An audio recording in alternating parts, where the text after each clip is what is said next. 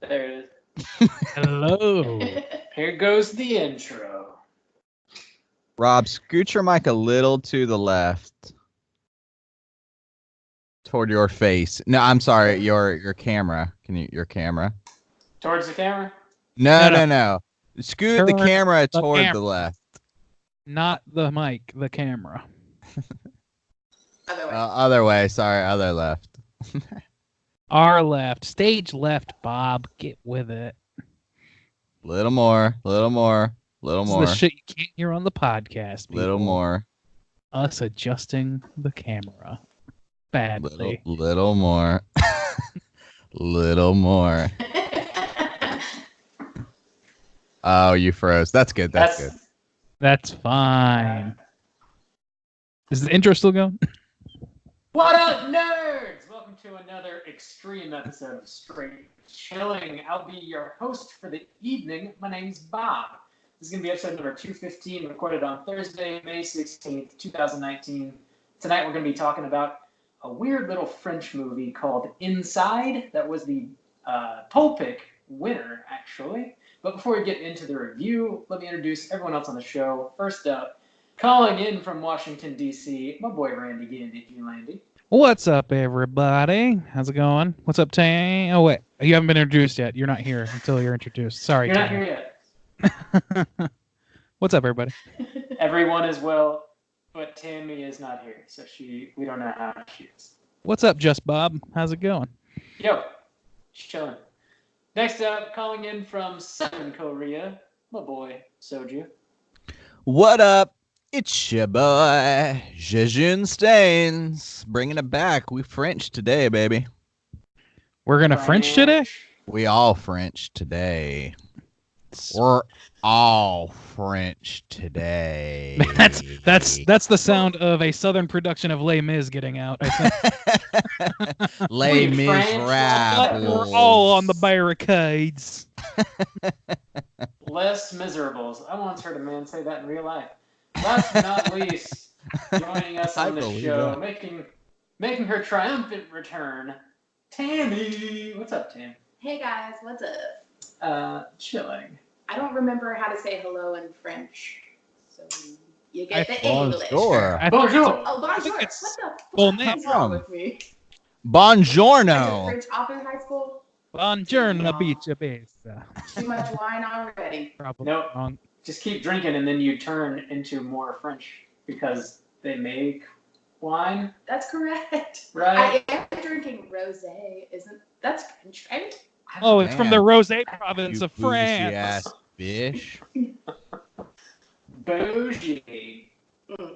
I know they have rosé vodka now, which I'm not sure who that's for. I don't know for sure. For somebody. It's for me. Okay, It's for me. I drink it. And it's delicious. It's for me. Hello.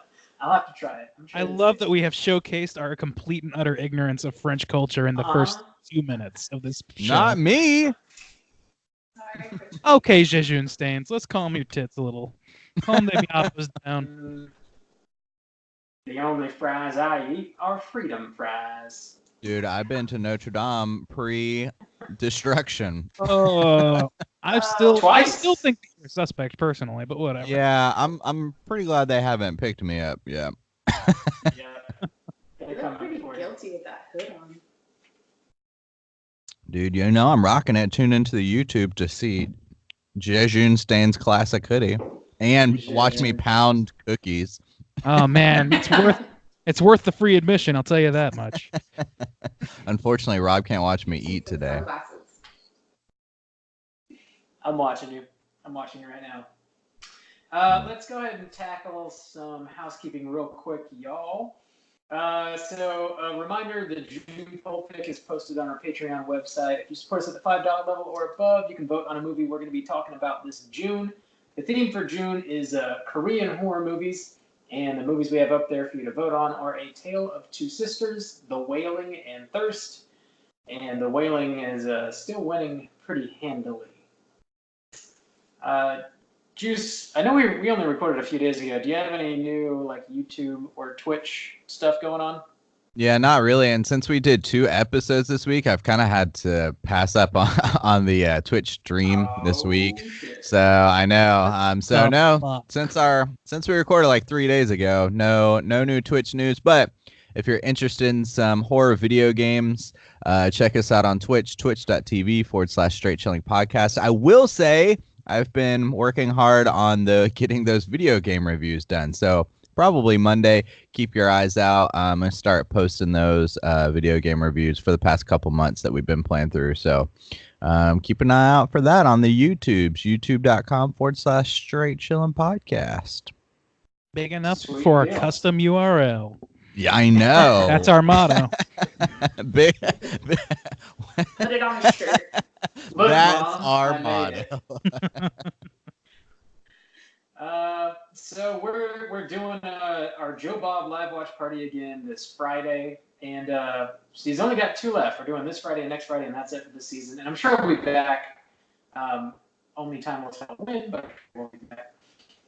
If you want to join in on that, it's going to be tomorrow at 9 o'clock Eastern Standard Time. We're going to post a link for you to join the live watch party on our Facebook page and on our Twitter just before showtime.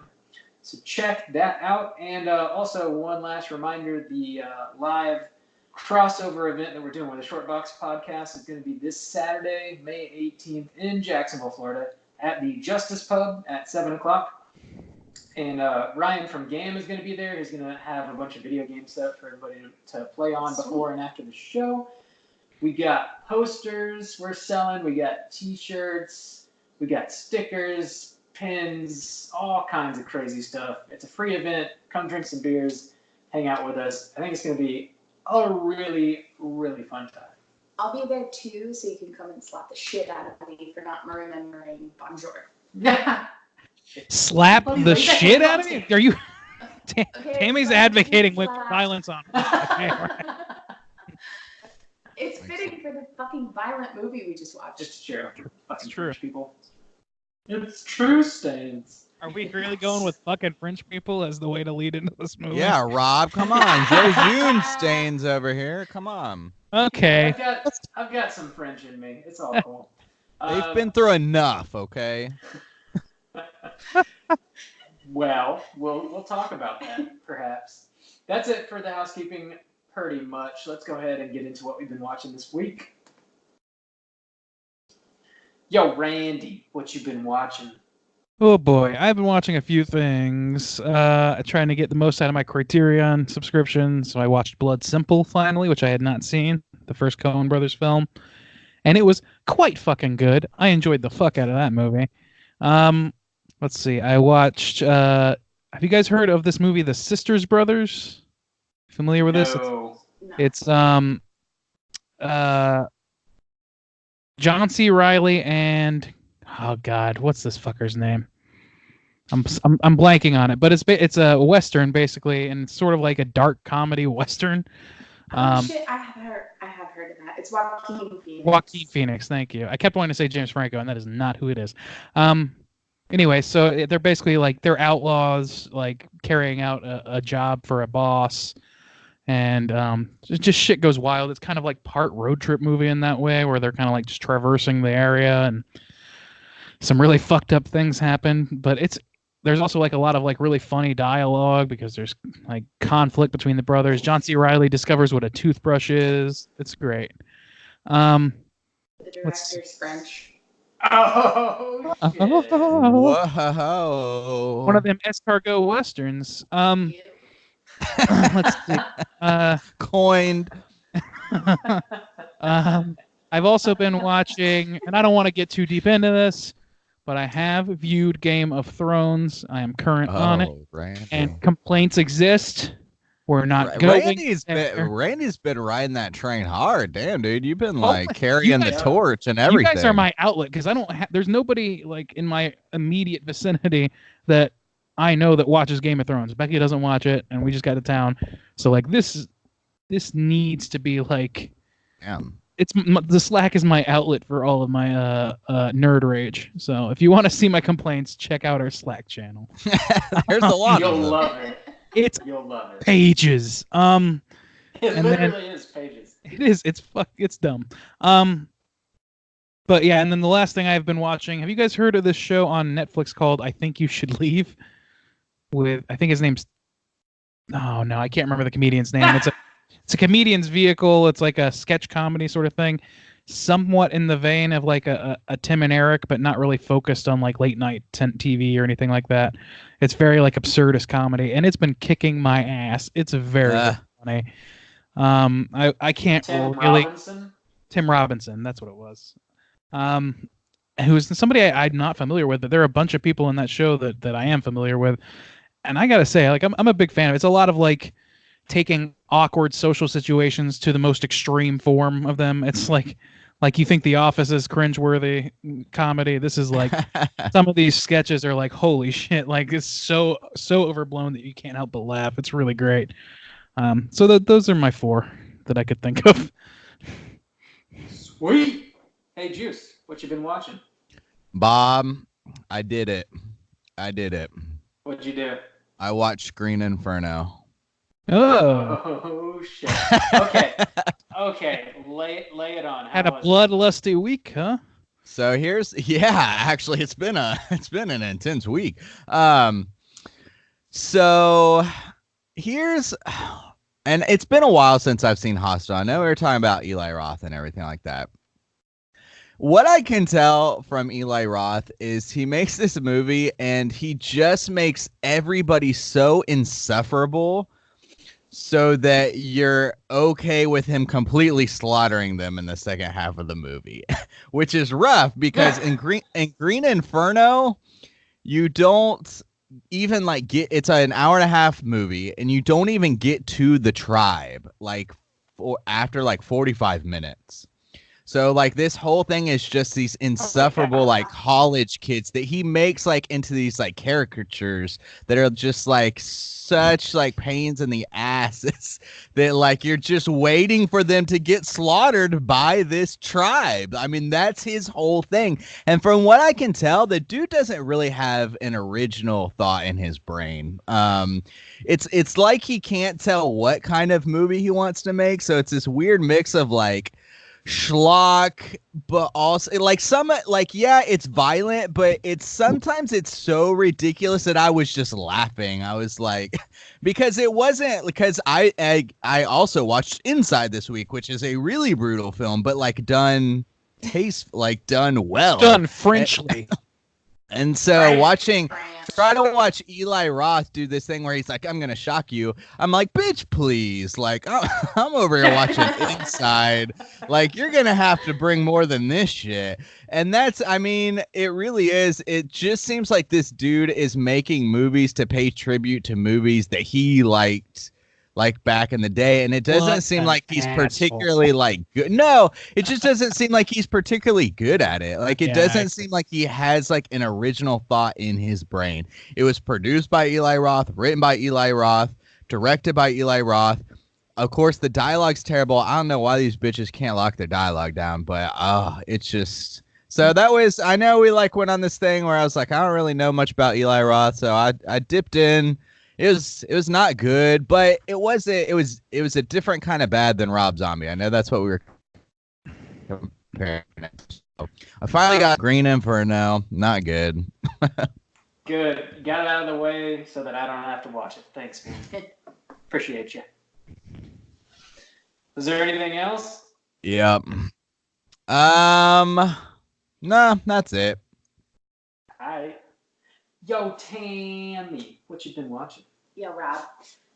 Andy, if you want to hook up after this, I watch Game of Thrones, and I have words. So let's talk about it. Is one of them Dracarys? Oh, my God. There are a lot of words. Yeah, that could be one. But my best friend who watches it, and we text like constantly about it, she's in Italy right now, so I haven't even been able to talk to her about the last episode. So please, I got venting to do. But yeah, so Game of Thrones, I've been watching that, keeping up with it, trying not to stab myself in the eye.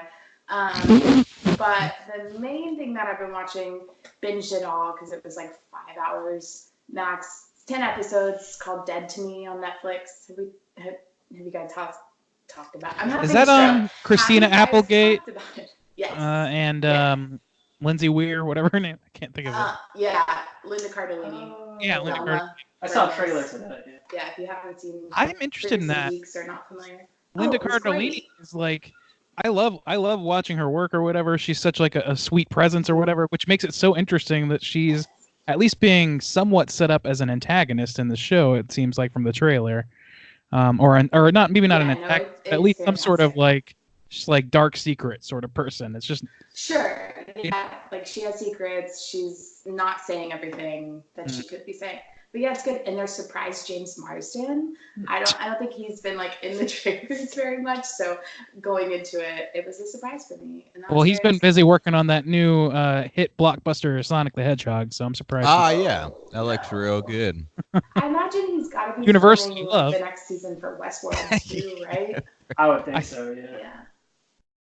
So Maybe. who knows? But it was surprise James Marsden, which is great. But Christina Applegate, I love her. And like she brings her true life story of getting a mastectomy into the script, which is beautiful and sad and really great, and makes it just feel very interesting and real. I enjoy it and I recommend it. Cool. And all then right. everything else is pretty much just Bravo TV shows like Vanderpump Rules and The Real Housewives. Celeb So reality. changed. Ain't nothing wrong with that. That's the real word. Right Yeah. there. True Housewives of California or whatever. Or just You're close. You're close. Thank you. Thanks. Cool. I watched a couple different things. I checked out the Mother's Day episode of Into the Dark, that Hulu show. It's called All That We Destroy. It was pretty good. It's like mid-tier Into the Dark for me, I think. I'd recommend it. It's worth checking out, but it's not as good as the trailer kind of made it out to be, in my opinion, anyways. I don't know. Yeah. Other people may like it a little more, but it does get it gets kind of like repetitive. I mean, that's sort of the nature of the story in a way, but you've got this fucked up kid and his mom is trying to help, but she's like wildly misguided, and really this kid's a little monster, and she just like refuses to accept it, even though she like just allows him to continue murdering the old Babadook. Yeah, kind of. In a way. No, she saw it. Yeah, actually. It's pretty cool, I suppose. I also watched a movie. This is my Vinegar Strokes pitch for the week here. But hang on. Let's do the count for the week. How many Vinegar Strokes you bought this week? None. So last episode I said I bought one, and then this is the one that I bought. I haven't bought any since. Okay. But tomorrow they're having their sale, so. Okay. How many you plan to buy? Well, we'll do it. Next cast, we'll do the count. We gotta get the vinegar. We gotta block out an extra half hour for you to break down Vinegar Strokes. No, I'm jotting all this down for Rob's intervention, so this is important work. Nice. Rob, Thanks, nobody man. needs an extra copy of The Intruder. Got the one. Be happy. I only have it on DVD. I need it on Blu-ray. And 4K. So, Night Train to Terror is the Vinegar Strokes that I watched this week. Excuse me. It was weird, man. So you basically have God and the devil riding in a train car through outer space, and they're debating whether or not humanity is good or evil, basically. And so it's an anthology movie. So they have like 3 different little stories where like God and the devil are like, well, let's see how these humans treat this particular experience, and whether or not they come out. So you will like watch these 3 things, and in between each one, God and the devil kind of they continue their debate. And the 3 like shorts that they show you are just complete nonsense, like crazy nothingness. It's like there's a ton of gore, but the plot makes 0 sense whatsoever. And of course, everybody's evil, completely fucking evil. Yeah. Well, just like real life. Yeah, just like real life. Such a parable. I'm so glad Vinegar Strokes is here to tell us that the world's evil. What year Rob, is it from? I'd have to look. It's like 1982 or something. Let me look real Okay, quick. so it's like older. What's up, Juice? Yeah, it is older. I wanted to ask you about that Into the Dark series. Are they just gonna keep that rolling, or are they planning to stop once they've done like their full year, or like you know what I'm saying? Since it's so spaced out, I didn't know if they were just gonna be like, well, here comes like the next Christmas episode, or whatever. Yeah. I don't know. I feel like they'll probably announce whether or not it's picked up for another season or not. As this one gets a little closer to the end, I think this was number 9 or so. So 3 more. So we should know relatively soon. And it's weird to say a season because a season is just an entire year. Yeah. It's more volumes almost. Yeah. And Night Train Terror came out 1985. Good year. Yeah. A nice hidden gem there from our Vinegar Strokes. Appreciate you guys. You should probably sponsor us since Bob just like pretty much like keeps you guys afloat. If you guys sponsoring us is basically giving Rob a slight discount. Yeah. That would be very much appreciated. Actually, no, don't sponsor us. Rob needs a different kind of sponsor. Oh, God. What if the company was on its like last leg and then all of a sudden you come in and are just flushing all this money at them and they're like, yes, we have another year. We got our golden goose. I just back that Brinks truck right up to the front door, open that bitch wide. So I revisited the 1999 Godzilla because it just came out on 4K and I had to own it. And that movie's fantastic in a way that it's not like great, but I love the shit out of it. I refuse to call it a guilty pleasure because it's just a pleasure. I don't know. Wait, I thought it was 97. It's 99. I think it's 99. Yeah. It's Titanic was 97. Isn't Korn on that soundtrack or some shit? No, I don't think so. No? Okay, must be confusing. Man. No, it's got Jamiroquai. Hey, what a year! Deeper underground. Matthew, Anyway, Godzilla. Such a mark for Jamiroquai songs, I guess. Godzilla, being like the largest creature that has ever walked the face of the earth, is so freaking good at just hiding, like completely vanishing in New York. In New York City, yeah. And it leaves these massive footprints everywhere it goes. How do you lose it? Where does it and go? Its eggs are huge. Wait, where does it lay its eggs? Like in the sports stadium, right? Or some shit like the baseball stadium? It's like or something? underneath Madison Square Garden. Oh yes, so nobody will ever visit there. That movie is terrible. Great. It's so good. It's so good. How do the effect? You know what? I forgot that they essentially just turned the end of the movie into Jurassic Park, where it's like the little ones are just raptors running around. Yeah, it's kind of Jurassic Park, yeah. Yeah. Huh. It's the good. old night. Watch it. It's not. Don't watch it.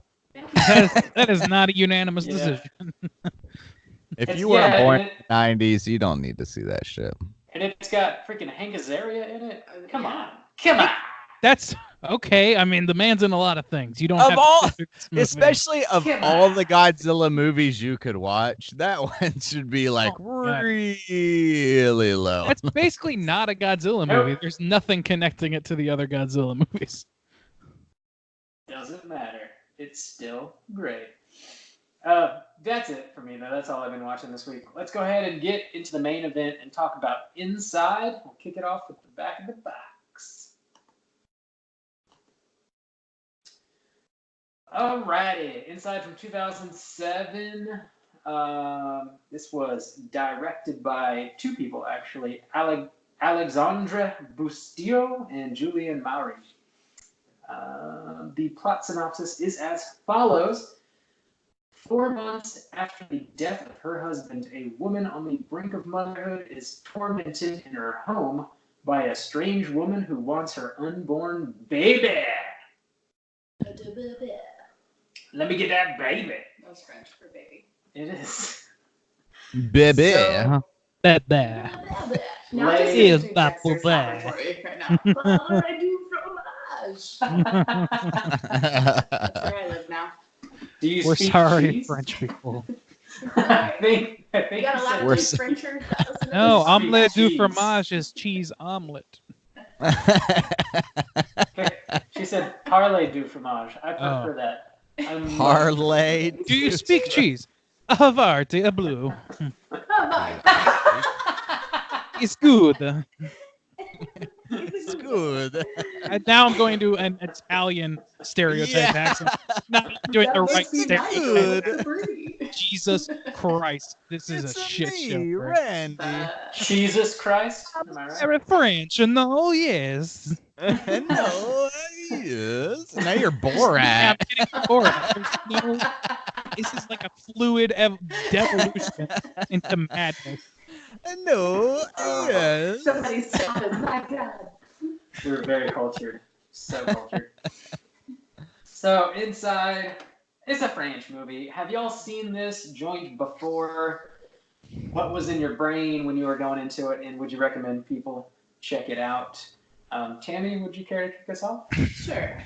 I have not seen this before. I would recommend it as a baseline. I would not recommend it to someone who maybe can't have children or going through weird pregnancy things and they're like uncomfortable. Or somebody who lives in America right now.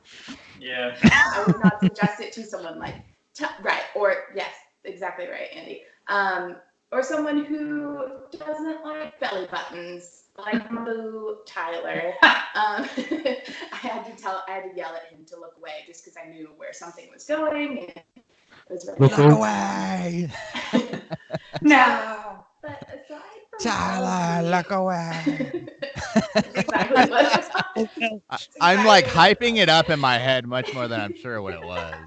No, it truly was because he doesn't like horror movies, so he wasn't even like sitting and watching it with me. He was coming downstairs every so often to get a new beer, and he happened to come down like at the belly button moment, and I was like, babe, you gotta look away, and he was like, no, I'm strong, and I was like, you gotta fucking look away. And so he finally looked away. Look at the flowers, Tyler. Look at the flowers. I was like, oh God, just drink your beer, don't look at this. But other than the intense gore that you guys put me through, I would recommend it. I thought it was very beautifully done, and for the amount of time, the runtime of the film, I was never bored. There was not one scene in it that I was like, oh, can we please move this fuck along? So Nice. Yeah. Sweet. Randy, what about you, man? Yes, I have previously viewed this film. That's why I chose it for the poll pick, but I'm very glad that everyone agreed with me. Or that democracy agreed with me anyway. Me too. So, like, I just felt like from the concept of motherhood, this is a kind of an intense horror film to go with, which is why I chose it. And like, just like the intensity of this movie in general. I saw this movie before I really knew or understood what like French New Extremity was, and like what I didn't really know that's what this was or categorized as. So I had like a very rough first go of it, and I just kind of like part of me just really wanted to see it again because I enjoyed it.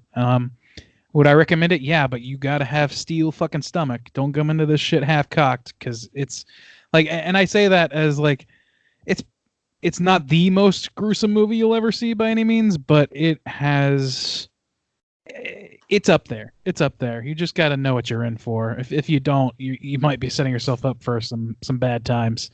I wish that I would have had your warning before watching it. Rob? I really do.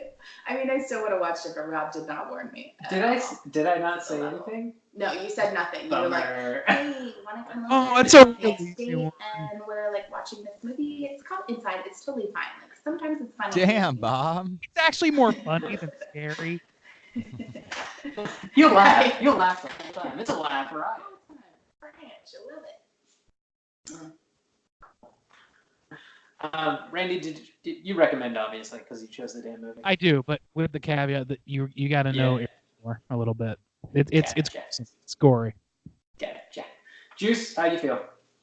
I didn't know too much about this movie except that it was part of the like French extreme horror, which I dig on everything I've seen so far. I think I always say like, oh, I really enjoyed that, from what I can remember.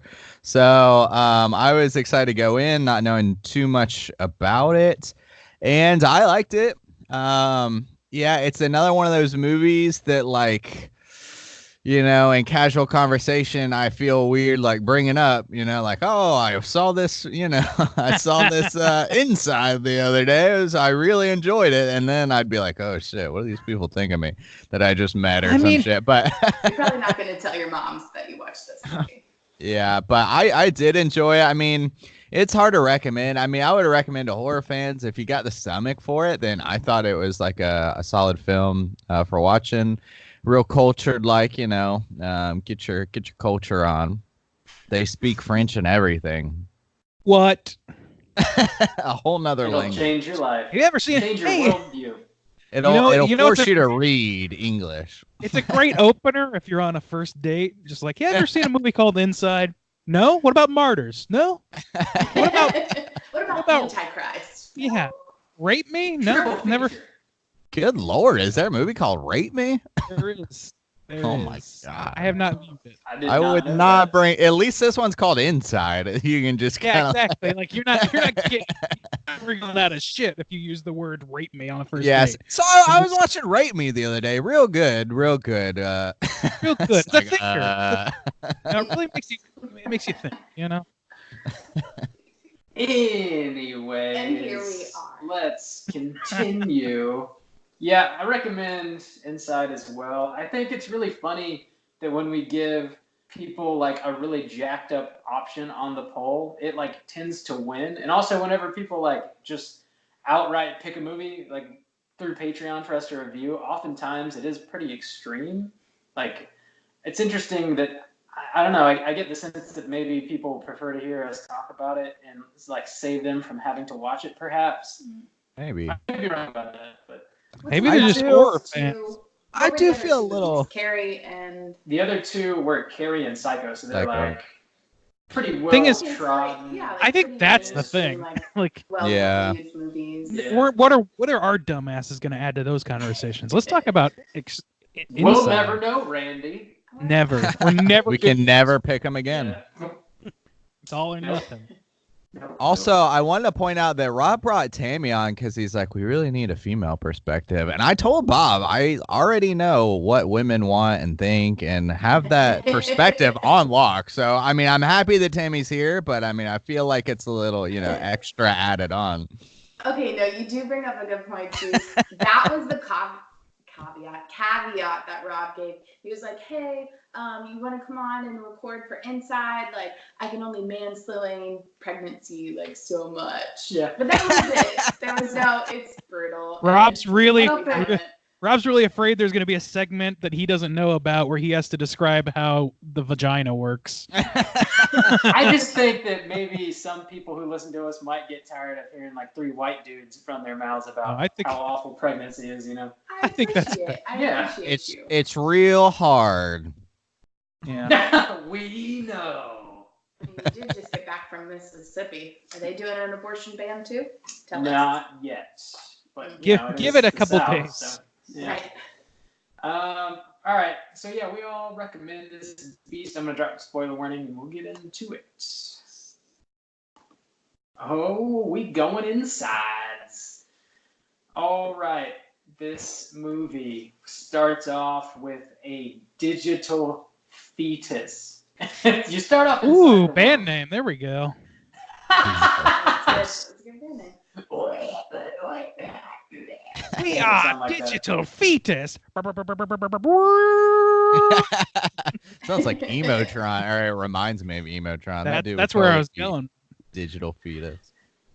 So this French lady gets in a car accident, and she's pregnant, and her husband is riding a shotgun, and he dies in the car accident, and she's sort of honestly worried for her baby's life. And like when you are inside of her womb, you see the baby kind of like shake around as if that's when the car accident happens. It's like kind of horrible So- to look at. Did you have a like when you say it was horrible? Do you mean like it was bothered you? Yeah, Okay, it because was I got the $8 opposite reaction on that. Becky Well, and I- yeah, I was gonna Becky say and I were I watching didn't think it. it looked good. It struck me as like a Radiohead music video. Yeah, me too, man. It's very early 2000 CG. That's kind of the issue. And you know, I'm sure it was as good as they could have it at the time, but for me, it really kind of it seemed like Muse should be playing over it or something. Yeah, I completely agree. That was I actually mean, I'll was go the ahead and weak say part. that was the worst part of the movie for me because they kept bringing it back. Like, oh, look at this baby inside. Yeah. Like, especially when there's like a lot of tension going on, like the baby's scared. It's like, I don't need to see this. Like, Yeah, like, it just well, doesn't fit, like, narratively, I artistically get with it. the style at all. Right. Right. It doesn't fit. There's whatsoever. no other CG in the movie, and it's Yeah. early 2000 CG, so it's like it's a little glaring, especially to our modern eyes. I mean, especially it the was show is Disney, so of course. often, and like the baby has like a reactions to what's going on. It's like That's why, like, I wish, like, I just like part of me wishes that this movie had come out like this year. I know they made an American remake that was panned pretty widely. I haven't seen it. I don't know if they tried the same thing or not. But if they were to remake it now, or like just be able to remake it with that, like everything the same, but that CG just upgraded in a serious way, a la George Lucas. Can we get a George Lucas version of this movie? Well, I think you have to Special be a edition. female to realize it, but were you guys thrown off that the baby looks exactly the same at 4 months that it does 4 months later at 8 months? That's a Because we great time point. travel after the That's true. the I didn't baby even looks think the about exact that. same. Yeah. Oh, That as a 4-month-old fetus. that's a You great true. point. You true. Just saying, but I That- was. that's drinking why last we night, bring so I the did write ladies down on. impressive Ladies have a better 2007. sense of talent. Did you say you broke down? No, I said I was drinking last night, so my first little thing on my notes page Oh. is impressive CGI for Oh. 2007. Oh, Like I would not bad. fucking know, but you know, Real start impressive. off strong. You got eyeballs. You're I mean, allowed to- 2007, you're allowed that was- opinions. When did the like Lord of the Rings and shit come out? Like I know, like this movie didn't have that kind of budget, and they used bigatures and shit. 2004, 2005, maybe. I have no So, like, idea. Even then, the standard, Right. like, or not the standard, but like it was not near the upper peaks of its technology, even for the time. I don't think. No, or like the Star Wars prequels. That was what 2001. Yeah. Something about there was CGI and everything. I wish that baby was replaced with Jar Jar. That's the George Lucas. I wish the baby just wasn't in it at all. Then I think it would have been. Yeah. If they, but I kind of like that there's a little bit of a mislead with the baby, which I guess we'll get to. Yeah. Yeah. Let's kind of truck along. I mean, that's really the setup. So this lady, she goes to the doctor's office and kind of time jumps 4 months, like Tammy said, and she gets the baby checked out. The doctor seems to believe it's going to be fine. It's Christmas Eve, and she's going to go in the hospital on Christmas Day to be induced and actually give birth to the child. And she goes home just to like be home alone on Christmas Eve, and like she doesn't want to be bothered.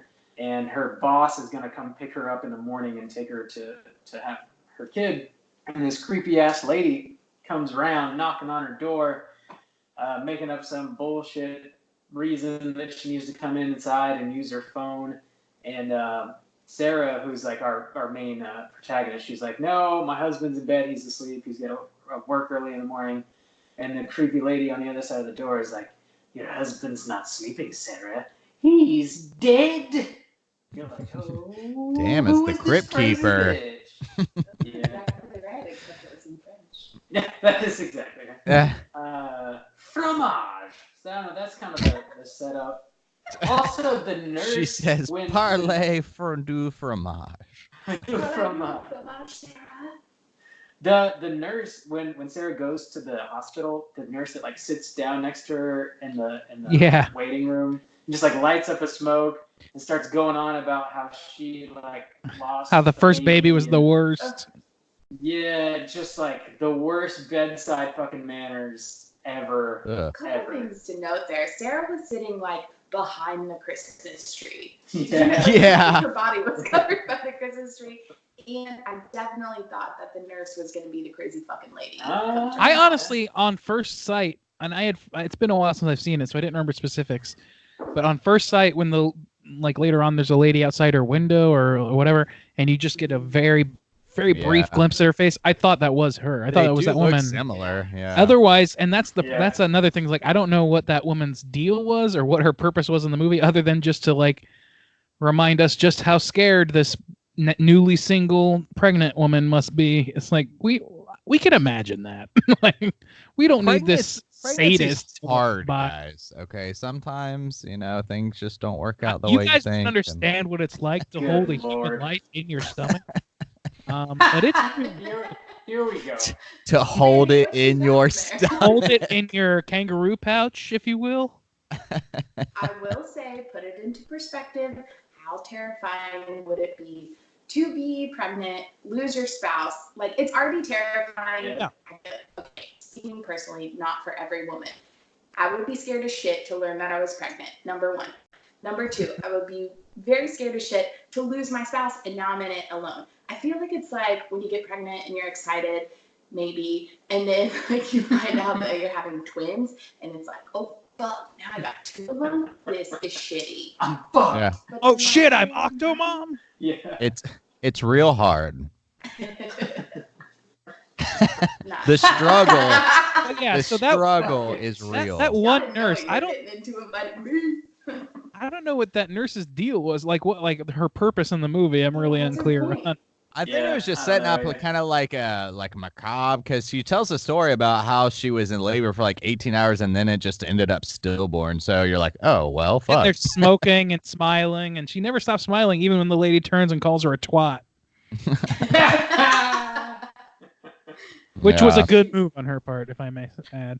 I don't know. I mean, I didn't read too much into it. It's just kind of setting up this fucked up movie, honestly.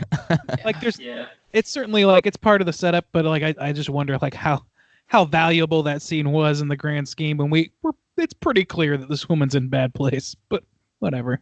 There's another kind of random scene it's actually right before the crazy lady knocks on her door. It's like kind of foreshadowing in a way, I guess, but Sarah falls asleep on the couch. She has this crazy nightmare where she just starts puking all over the floor. It looks like she's vomiting milk, just like straight milk. Oh yeah. And then she like falls over and the freaking baby crawls out of her mouth. Oh, I forgot. Shit is insane.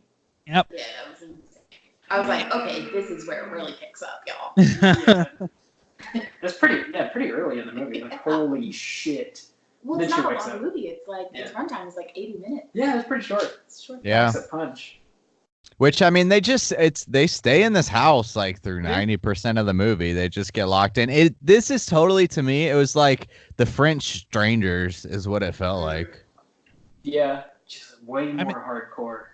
But I mean, way more hardcore, but I mean, it follows a lot of the similar, like, same kind of beats, except it doesn't rely as much on, like, the tension, because, like, this lady, she kind of just saunters in and then does whatever the fuck she wants, really. Like, they don't, I was surprised, like, they don't shy away from her or anything. Like, she gets a lot of dialogue, and, like, she interacts with a lot of different people. It's not this, like, kind of creeping around that The Strangers is, but it, like, a lot of the same beats, because, like, at one point, like, the mom, like, the real mom, like, runs in, like, oh, where's my daughter? And, like, accidentally gets fucking stabbed through the throat because her daughter's trying to, like, protect herself. Yeah. Thinking it's the crazy lady, and it just reminded me of, like, in The Strangers when, like, the friend comes in like, hey, I'm here to pick you up, and they, like, blast him away with a shotgun. They blow away Glenn Howard and Glenn Howard. Fucking I always forget it's Dennis.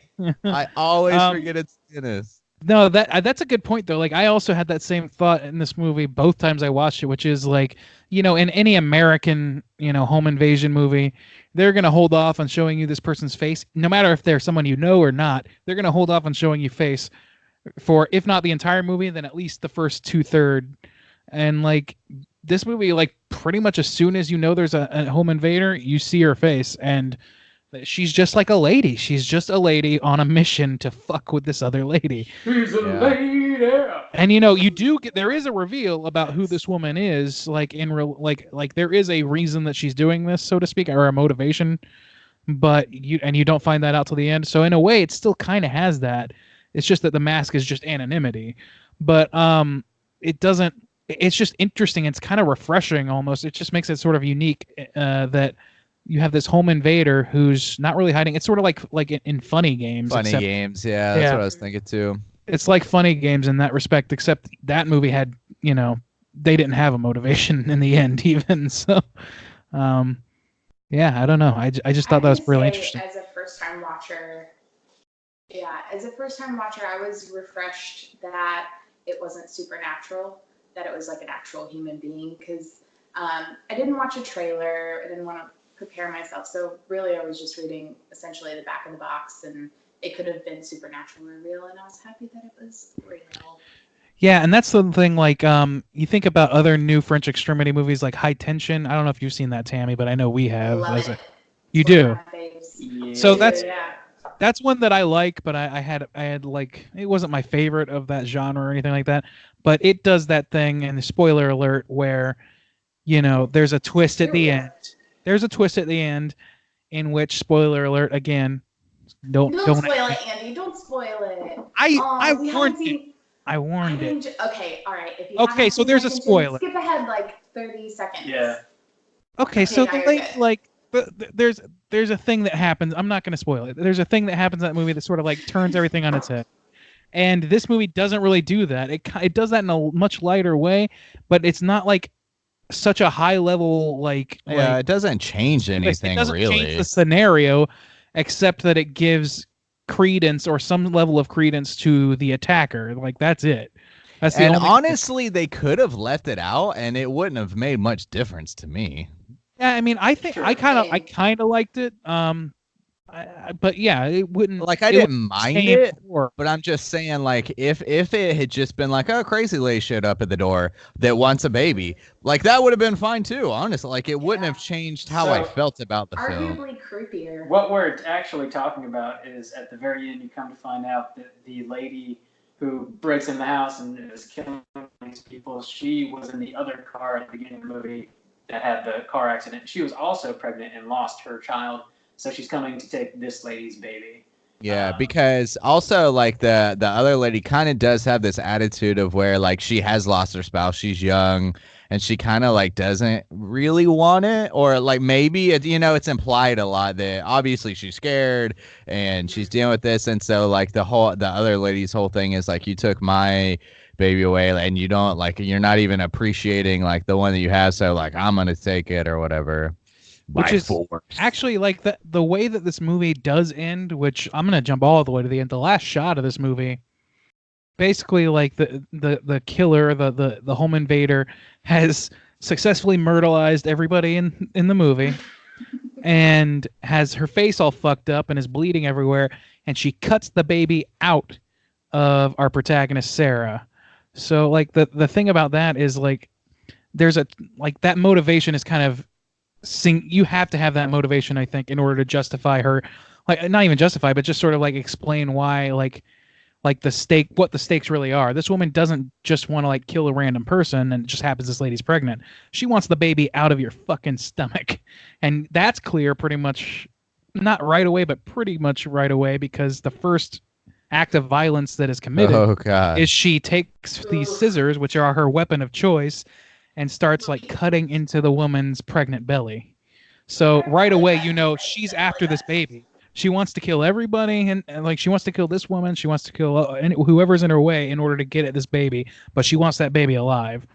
So I guess you wouldn't need to be told about the car wreck for that, but I think it adds credence to that a little bit. And it's also just, like, again, refreshing that, like, we see a lot of movies at this point where it's like The Strangers, where at the end, the whole, like, the summation line, the thesis is, sometimes things just happen. There's no explanation, which is fine and good for itself, but it happens a lot in movies now. Since Halloween being, like, the first I can think of, but then, like, The Strangers and other movies where people are just sort of, like, operating and doing horrible things to people, and you never really get an answer, and you're meant to be satisfied with that, and often you are. This movie doesn't even go that route. It gives you that motivation, but it conceals it well enough from the beginning, and makes a strong enough showing throughout to where you don't necessarily have to have it either in order to have a satisfying, like, journey. Does that make sense? Yes. Yeah. Yes. I mean. Did anyone else think the creepy woman who's coming to steal the baby, did anyone think she was kind of hot? Not really. I thought she was fucking scary. Before she started Oh, myrtleizing she people, looked I all was right. like, cute. For Yeah. an older woman. I'd She's consider wild. it. Into the gap in the teeth. I don't know why. I'm like, all right. Yeah. You like the yeah, gap. I guess she, yeah. You want to fall into the gap. That's The fine. only Not thing the was I clothing couldn't store, really but the tell. gap.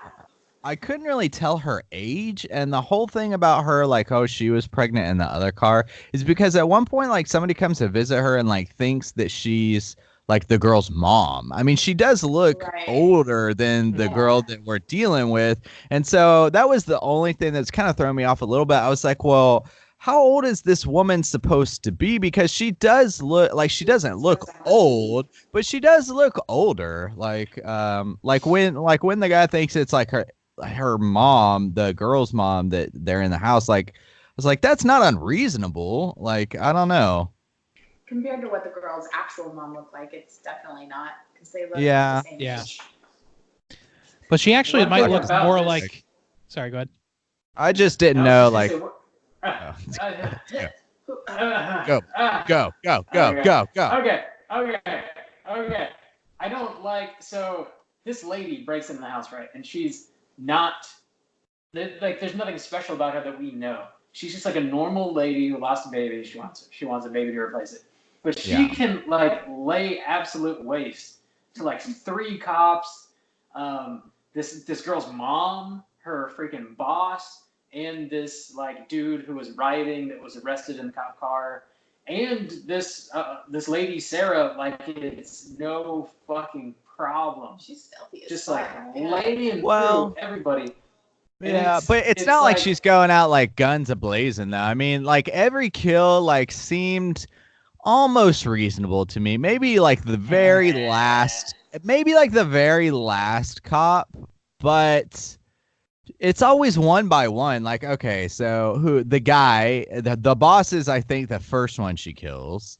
And he comes in and like he thinks it's her mom, and like she's kind of like laying low. And it's not until then the real mom comes in when they're talking, and the mom goes upstairs, and then the daughter actually kills the mom. So Yeah. that's Just to add an accident. extra level What of was that, tragedy. was that like a hairpin that she murdered her with? I think Or like so. a Yeah, I think it's something like like that. Yeah. Like one of those, like, yeah. Those A hair. hair Japanese hair chops, almost. yeah. Yeah, we know women. We know the things. You know, I should just leave. Justin's I'm pretty got sure- it, so I'm he's pretty got sure it. that was a tampon. Wasn't that a tampon? Fuck off. Yeah, that's what they look like. So, but then, okay, so she kills the boss, but that's because the boss is like going upstairs to check on like what's going on. She like stabs him from the back, right? So I mean, that's reasonable. Yeah, Okay. He gets it real bad, He actually. did it in the knee. And in Oh, the yeah. Oh, and in the Oh, and the dick. I And forgot cuts about his that. throat and stabs him in the face. He gets like Oh, he He's gets like, jacked and he's like a up. good dude. Like he's like, Yeah. he's an upstanding gent. Well, he he's was, all he right. was also like still alive, right? Like Yeah, I thought he gets was up dead again. on the stairs. She's dragging him down the stairs, down to the living room. La-di-da, the stairs, hiding in the fucking bathroom. And then he like comes back alive. I was Yeah. like, oh, that sucks. Gets Yeah, him getting So- stabbed in the Yeah. dick with some scissors is You got not it. chill. When you got a torn scrot, the last thing you want to be is alive. I'll tell you that. Dude, Let me go ahead and tell you, Randy would ladies, know. Randy would it's know. bad. Okay, you think pregnancy is bad? Ugh. Just try a torn scrotum, lady. Just try getting stabbed Oh in the gut. God! Here we We're- go. We're here to ruin. We're Just here to try ruin it. all of our reputations. today. Just try. Yabos, okay? So yeah, this like I honestly I agree with you, Justin, that as far as like the progression of how this woman sort of like survives as long as she does, it's like it's to me it really does strike as a combination of getting the jump on people who don't expect a class Yeah. A serial killer to be in there, and also just like a bit of luck on her part, like that towards the end, our protagonist Sarah has her pretty much dead to rights. She's standing there with some sort of weapon. I can't remember what it was. It was like it was like a knife on the end of a pole or something. Oh, that's right. God, that bitch like went Yeah. buck Yeah, wild. on What the that. She- hell was that pole, by the way? I don't know. I don't just- know where it came from. Like it looked like part of a vacuum cleaners. I don't know. But anyway, Steel vacuum cleaner.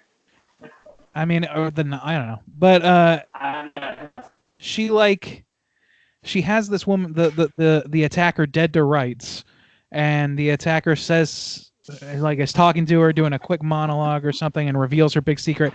But then, as a stroke of luck, one of the cops was still alive, and he comes to and turns all the lights on, and So it's bizarre. the one. That was weird. It was so weird. That was pretty unlikely.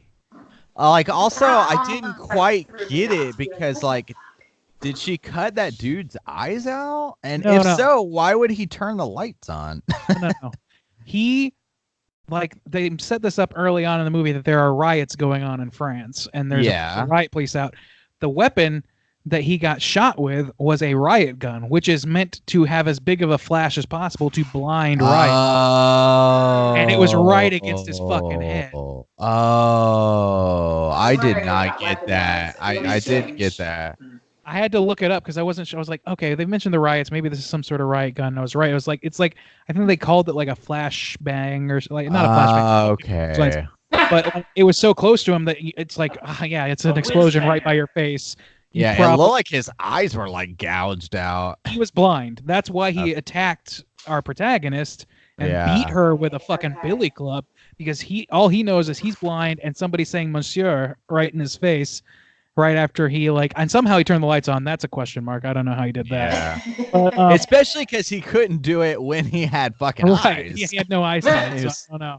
But he did beat the shit out of Sarah and completely fuck her in her moment of triumph. Yeah. So our antagonists caught that in particular, but several big breaks, and didn't really she just kept getting lucky or otherwise just getting the jump on people. Yeah. So to me, it played mostly not reasonable, but in an understandable fashion. The only one that was questionable was when 3 cops come in, but at first it's just 2 cops. And then, so she gets the jump on one of them, and because one goes upstairs to help Sarah, and one is supposed to be arresting this girl, but she's got a secret knife, so she stabs that dude. Okay. And then she goes upstairs and shoots the other one because she steals the gun from the cop. Okay. But then when the 3rd cop comes in, he's got a dude tied to his back or whatever, but that dude has a weapon too. Those 2 totally should, when she gets the jump on those 2 guys, that was the only unreasonable thing. But they do it off screen, so we don't really exactly see how she deals with them, because they're looking at the fuse box, trying to get the lights back on, and she somehow gets the jump on him, and then it cuts off screen to Sarah. So we don't really know what happens, but they those dudes totally should have caught her. But other than that, I mean, we do know how she dispatched them. Yeah, it shows it. The guy that's tied to him that was a rioter, he gets stabbed in the forehead with scissors. Yeah. Well, yeah, but before that, when they're specifically looking at the fuse box, she comes out of the shadows or something, and then it cuts to Sarah, and you hear 2 bang bang, and then it goes back. So you don't really know how. And I agree, but the how, it's just that's the most unlikely scenario, because she not only turned out the fuse box and then successfully hid as a cop was going around with his gun looking for somebody, and somebody watching his back, even if he's just a civilian. And then they're both looking at the fucking fuse box, and the guy, the criminal, sat down the riot gun for a second, right by the fuse box, and somehow she managed to pull that away. When he wasn't looking, he's like, oh shit, the gun's missing. And then they turn around and they're looking around and they can't see her because it's dark. I don't know. Her being able to get that gun is probably the most questionable part. Yeah. To me, because it's right next to them and they're on high alert, and one is a cop. I don't know how. And they have a flashlight. It's not like they're in complete darkness either. Yeah. So that was maybe the most questionable thing to me, but otherwise, for the most part, it seemed pretty logical train of events. Except the only thing was too, they're oh, let's go turn on the lights. I was like, bitch, the front door's at the end of the stairs. All you have to do is carry the girl outstairs and go to your cop car. Right. Yes. And that was my other problem. Lights. At first you're oh my God, this 3rd cop, he's the best. He's doing everything right. He's coming in with his gun out. He's, got this. He's giving this guy who's tethered to him like a backup role, and he's helping this woman with her hands. Like he's doing everything right, and then he's like, "All right, stay here. We're gonna go turn the lights on." I'm gonna turn the lights don't on. leave her. What are you doing? Yeah, I'm gonna leave you alone at the top of the stairs when you're like bleeding out and there's a killer in the house to go turn the lights on so that I can go back upstairs to carry your ass out. Like, no, like she's clearly in an insane amount of shock at that point too. So she's not even thinking. All you have to do is say like, all right, perp one, follow me, grab her and keep an eye behind us as we're walking. Keep her between us, and we're gonna walk right out the front door, get in the cop car, and call for backup at least. Yeah, minimum ambulance backup. I mean, slightly annoyed with the breaker box. As far as her turning off the lights, I think it's because I'm conditioned with American horror movies that they give you a backstory of like, this person has been watching this person and knows all about their house and knows where this is and this is and this is. Mm-hmm. But it does seem like her breaker box was just like out in the middle of the fucking living room. Yeah. Like, it wasn't hidden in any way. So once I saw that, I was like, I'm not mad at you anymore. Yeah. It's hard to miss it. Yeah. Yeah, it's true. I also... Bob? Yeah. Catch I was up. going to get into Sarah kicking some major ass at the That end. was awesome. She burns this lady's face like old school with like a lighter in a like Lysol can or something. No, it's spray. the Like, lady. The lady's she's been lighting a cigarette. She's lighting a cigarette. I've just been murdering a million people, but Sarah, I'm like classily smoking the cigarette. It's not French, Somehow she hasn't really gotten injured. I think she might have suffered like one or two like bumps or bruises, but she never got really hurt. And this woman's laying there, their face slash with like in labor. The worst she had was she got hit over the side of the head with a lamp. With a lamp, she got, at the very beginning. Yeah, and then Sarah, she's on top of her. And Sarah, like the way that she gets the upper hand is first she gets hit in the face with a fucking toaster. Like just whipped in the face with a goddamn toaster of all things, and she's lying on the ground. Legit metal. Yeah. It's not lame Hamilton Beach. It's like I'm made of metal, like the brave little toaster. It's an iron toaster, and she goes down like a ton of bricks, as you would if you're in labor, slashed up, and hit with a fucking toaster. And somehow this woman has this presence of mind when she sees that cigarette going to pick up this can of Lysol or whatever and blowtorch this bitch, and that almost ends the fucking movie. As soon as the lady like backs off because her face is on fire, the Sarah finds that pole thing from whatever it is. I don't know. Maybe it's some sort of fixture. Attaches a knife to the end of it, which is an awesome idea because she's fucking. You don't want to get too close, and I was like, this is great. And she goes in and she's like so close to making it happen. But then the lady starts monologuing her big secret as she's lying prone in the corner with her face burnt. And then cop number 3 wakes up with his blind ass and starts turning on lights and beating the shit out of Sarah because he's afraid of the other woman. I have a moment of internal panic of like, oh, fuck, is he like a zombie now? What are we doing? And then it ended up kind of making sense. But, you didn't even mention, though, fuck, she creates this amazing weapon after doing what to herself? Giving herself a tracheotomy. Oh, yeah. Oh, I forgot about that. Oh, shit. Yeah, she's drowning in her own fucking blood and gives herself a trach. That is stone cold badass. And then duct tapes it up. I was like, well, at all. Yeah. Let me go ahead and duct tape this. Like, lady, she has slashed up her hands. She has had her face slashed. She's had her belly cut, not all the way, but she's had it cut. She's probably she's been beaten around a little bit. She's been whipped in the face with a fucking toaster, and she still has the ability to trach herself. God damn, woman, that is some fucking. It's a mother's love, Andy. That's a mother's love. I don't know anything about we know love. all about it. Pregnancy is hard, okay? How much of this was in the birth plan? She's like, well, I was gonna get. Every woman goes through it. You give the old self-trach, you know. I mean, it's just a part of life. It's If I how. ever got pregnant, then I would engineer a situation where I was attacked like this, just to prove to myself that I was right to be a mother. My face is so hot right now. I can't tell if it's anger at juice and chilling or my wine. It's usually if you can't keep your baby alive from an attacker, you know, who's breaking into your house the night before you go into labor, then you don't deserve that On baby. Christmas Okay. Eve, like what? It's just science. Survival of the fittest. You guys have lost so much. Natural selection, probably. Sorry to everyone.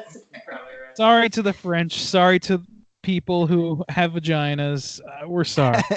Those people who have Those- vaginas. What are they called? Women. All right. I mean, we pretty much touched on everything. The movie kind of ends, you know, we already mentioned it. The crazy lady performs basically a C-section on Sarah and snatches that baby right She out. was cutting her stomach like fucking art teacher doing construction paper. It was hardcore. Yeah. Juice, how'd you react to that? You have problems dealing with vaginas and blood. Yeah, surprisingly, like not as bad as you know what. But honestly, the baby inside like bothered me. I think the most of anything, like it being in or quality wise. Do you mean well? visceral? I mean, kind of both. Honestly, like seeing it like in there and like I don't know. I just didn't like it. I just didn't like seeing it inside. I don't know. But I mean, surprisingly, I like was okay. It was gross for sure. But they kind of cut away and then they cut back and her like belly's already open, and I could kind of deal with that a little bit better, I guess. I don't know. The bell, like when she had the scissors like in the belly button, that was definitely freaking me out. I was like, I was like, pregnancy is hard. Ugh. There you go. I had to use scissors at work today multiple times, and the whole time I was just having PTSD, like flashbacks. It was awful. This coupon looks like a pregnant baby. Is there anything else you guys want to touch on before we rate this thing? Nah. Juice, you got any more women-hating comments over there? Women hate. A little bit more about pregnancy? I'm sympathizing over here. Simpa hating. Let's go ahead and rate this thing out of 5. Tammy, would you be so kind as to kick us off? How are you feeling about Inside? I guess I'm a little thrown under the bus here. Beep bop bop. I just didn't expect to go. You don't have to go first. It's fine. Okay. I'll go first. I'm a strong woman, right? I'm carrying it for the race of women. Carry your opinion to term, Tammy. I mean, so like I'm literally being a basic white bitch right now, drunk on rosé. All right, here we go. Enjoyed it. Even going into it with no warning, I guess I'm in the end kind of glad that I had no warning. Because going into it without seeing a trailer or hearing other people's opinions about it really helped me to form my own, as a woman with opinions. No, it was great.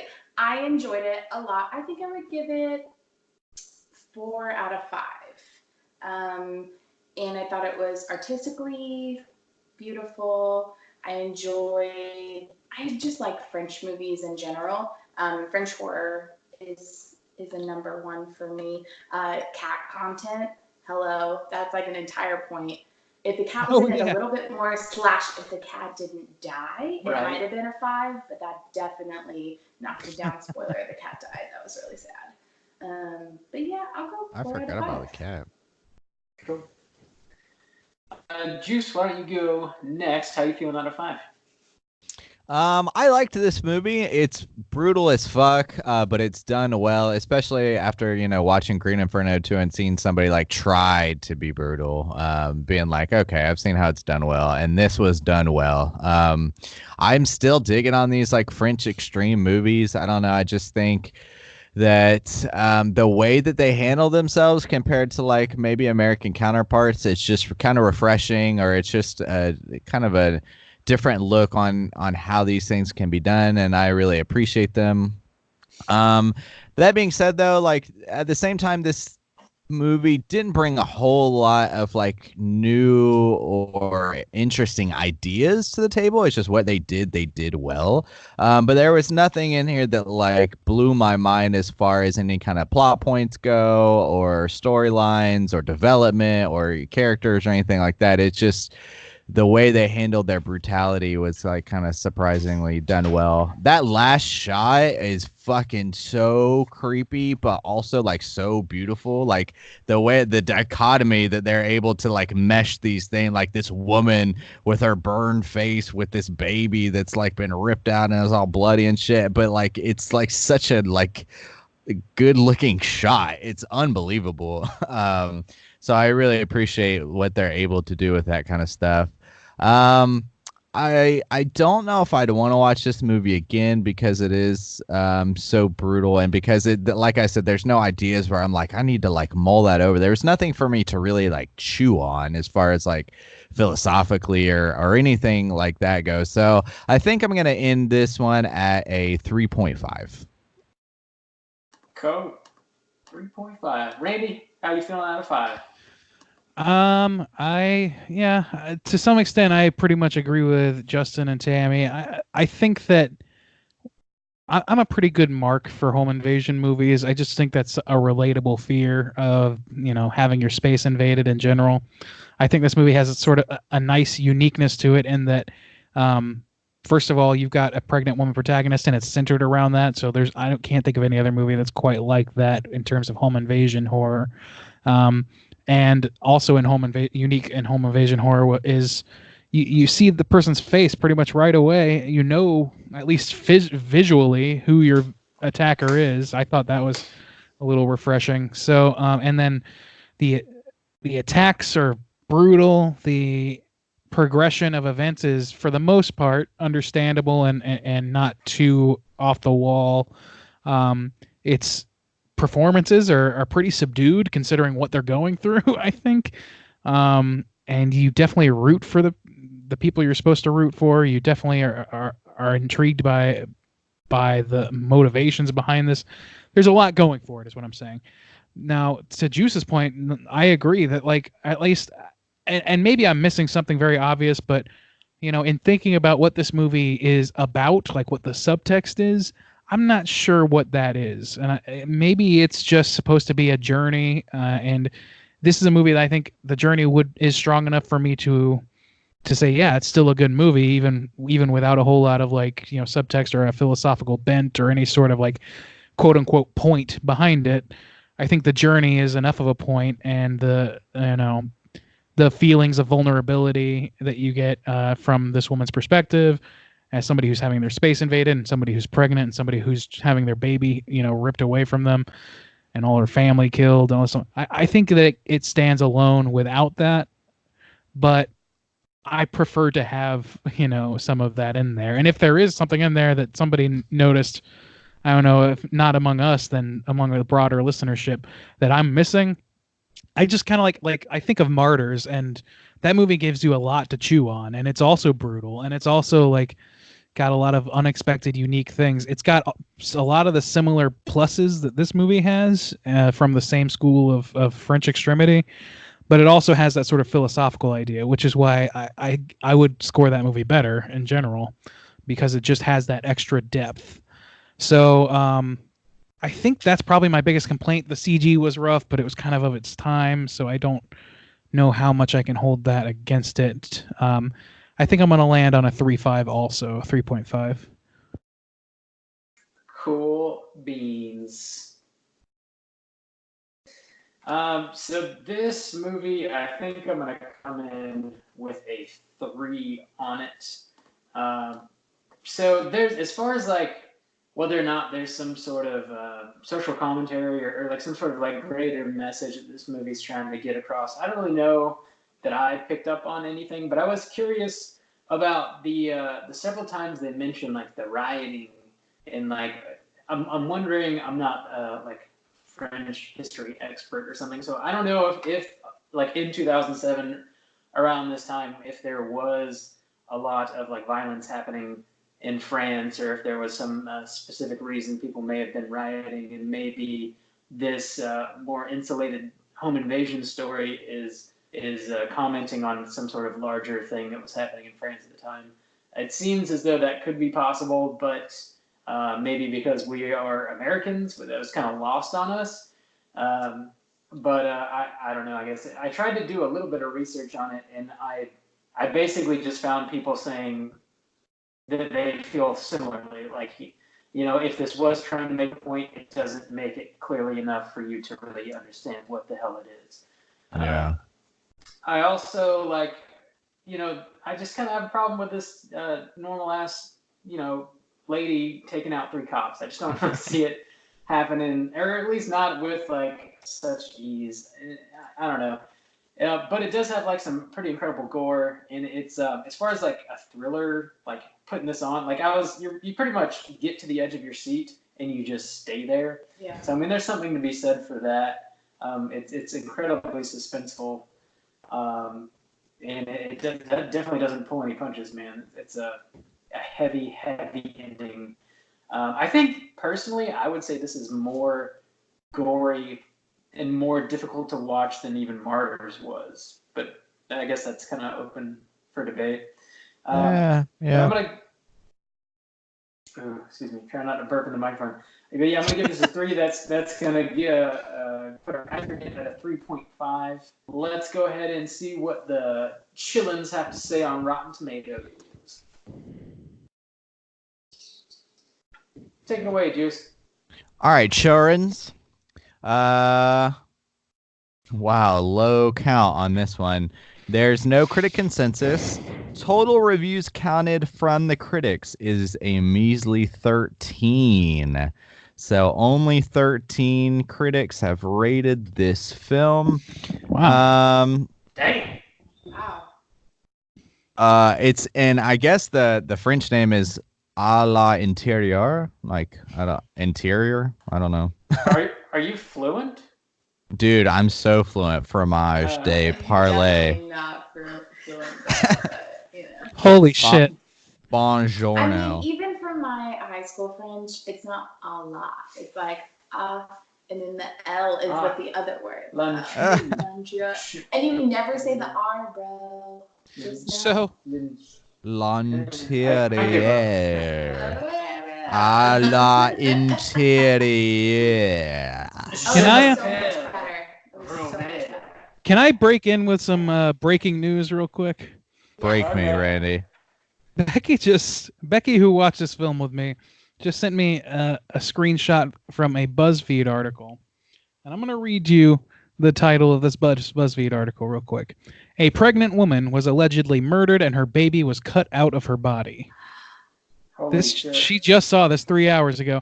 And then the descriptor says, Marlon Ochoa Lopez was reportedly lured to a house to pick up free baby clothes and a stroller that had been offered No. Randy. pregnant mother's Facebook group. What the fuck? Randy, why you gotta do that to me? Becky just texted this to me. I'm dealing with it. I need help. It doesn't happen like all the time, but it really does happen often. I've seen it on Forensic Files and Cold Case Files, and here you go, my favorite murder, like, bitches want babies. This happens in real life. Like, maybe not to the stealth effect of, oh no, it was a fucking I survived, I saw it on too. This woman fucking survived being cut open, like trying to have her baby ripped from her, and she fought back. And like, oh my god, it was incredible. But what is shit happens in real life. I told you at the beginning of this cast, Y'all don't know, people are evil. Like, moving on. Oh, gotta go see that new Avengers. Vinegar syndrome. No of spoilers. life. she might have made it all the way, but then somebody spoiled the Avengers, and that was it. How did snatch that baby? Thank you, Becky. God damn. Ugh. I hate you guys. Sorry. that happens apparently, and it's fucking awful. Let's continue. So Rotten Tomatoes, 13 critics have rated this film. Let's go around the table and see if you guys can guess. What fun we're having. Ha ha ha ha ha ha ha ha. Okay, so let's go ladies first because pregnancy is hard. Tammy, why don't you kick us off? What do you think the 13 critics rated this film? 69, obviously. Obviously. Move along. Move along. Nothing to see here. All right. Rob. You bastard. 75. 75. And Randy, wrap us up. Give me that 85. 85. Oh my Lord. Randy on the nose, you son of a bitch. Oh, it's my Randy's time has been coming. It's like the 10th episode or something. Every like 10th episode Randy gets one, and I got a he like nailed one it. in I got a, like a 1 in 300 record on guessing Rotten Tomatoes. Great job, You're doing Randy. good. On the nose. I just- 85%. My This secret movie is I know all 13 of those reviewers personally. This is fresh, not certified fresh, but it is fresh. Of the 13 reviews, 11 are fresh, 2 are rotten. There is no critic consensus. Pretty much, let me see. A top critic says a simple premise is tangled into a mesmerizing 82 minutes of claustrophobia, mystery, and some of the goriest, terrifying proportions or something. That's about What? right. Yeah. It's about right, not grammatically, but it's about right. Yeah. Maybe he's French. Maybe English is not his first. Perhaps. And actually, maybe a bunch of these people are French. But so there's only 2 negatives on this one. So people are dealing with this. I'm trying to see where these people are from. Some of these things do look French as far as their names is like where they're writing for. So yeah. Not, I guess, a super popular film or well known, but it is positive. So let's see what the oozes think. Oozer rating 7,109. So yeah, not a lot of people rushing to review or maybe even watch Inside. Let's reverse, and I'll let Randy go first. Randy, what do you think the 7,000 people rated this movie? I'm gonna go with a 69. Going with the spash. Bye. Everybody's always Going with the taking comedy number. Yeah, all right. Stomping all over women. It's just the theme of the episode. Down with the patriarchy. All right, Rob, you're going to be next. 75. 75. And Tams. I will make you guys feel old and go with the year of my birth, which is 92. Ooh, yeah, that works. Oh, my life. Even drink. Like, I can. Damn, in rare form, Rob hit it on the nose. Come on. Both Come numbers on. were hit on the nose. This one is 75%. Woo! So 85 overall positive, but with super small sample size. So it seems like this is like, I don't know, like a niche kind of thing. I don't know. But people are flocking to praise it, so that's good. Wait, the show, what was our overall 3.5, right? Yeah. Yeah. 70%. So we're much better in line than with the Frighteners, that's for damn sure. Yes. We are ladies and gentlemen of the people. Yes. That's right. That's right. Cool. Hot. That's so hot. I Here, think Pete, go. I think it's time to go hunting. Let's All go right. hunting. We gotta find us here at Cooter. I mean, I think it's pretty obvious, right? Oh, you think it's obvious, Bob? Let's see. Let's It's the bust out baby, Rob. Let's bust out the handbook, Rob. What's so obvious about it to you? Okay. Give us the handbook juice. So the crazy lady that breaks into the house trying to murdermize everybody. I'm going you with her think for so? Cooter. Huh? Yeah. Okay, so we'll run down the 4 points of Cooterdom. We got the attire. She's wearing Okay. like this Matrix looking outfit. She got a corset almost. shit. I got more of like a Corset, witchy vibe. Yeah. Okay. Yeah. She may have just come from a government meeting. Okay. I thought it was hot. But she rips off her corset. Remember, she's wearing a corset and she's like, I have to do business now. And rips it off. I can't breathe in this fucking thing. So, yeah, I don't know. I guess that's not very horrific, I guess. I stand corrected. Okay. Let's move on then, okay? It's so obvious, Bob. You think this is easy? Wow. This is Almost like as if easy as pregnancy. this is like if I don't know. this is like if Sherlock Holmes was just like a real passive aggressive prick to Watson instead of outwardly resentful. Solve this crime, asshole. All right, Oh, what's you think next, it's so Bob? easy, Watson. Mhm. So we got sexual deviancy next on there, which I don't know if there is that like one weird part where she's trying to like make out with Sarah. I don't really know if that so counts weird. Did she exactly. bite her tongue or just her lip? I think she bit her lip. Oh, Okay. yeah. I forgot Off. about that. Also off That's because kind of weird. That was sexual deviancy. That's fucking weird. Yeah. That's Also the only, from like, sexual every- thing, but- I mean, from everything we know, she was probably, pregnant out of wedlock. So, I mean, Oh yeah. Get that shotgun ready. Manipulation. I mean, I don't know. She's lying to people and then murdering people. So She yeah, did she's lie got to that in spades. She manipulated the news editor boss guy. Yeah, she's like, "Oh, I'm totally a mom," and then at the very And the beginning, cops, she was like, and oh, stabbed no. him in the dick. Yeah. That's some sexual deviancy. Let's put that one on there. Well, who stabs a dude in the Yeah. dick? The dude was Yeah. totally chill. Like, if you're gonna kill I'm him, totally that's fine. chill. What are you doing to my dick? I mean, if you're gonna kill him, then kill him. Stab him in the throat, stab whatever. Don't just stab him in the dick. What? That's fucked up. I could am be- totally chill. You could do another baby with one of those. Why are you doing that? You could do one. I mean, come on, dude. Stabbing him right in the dick. That's some fucked up shit, man. That's Yeah. low. That's the lowest of the low.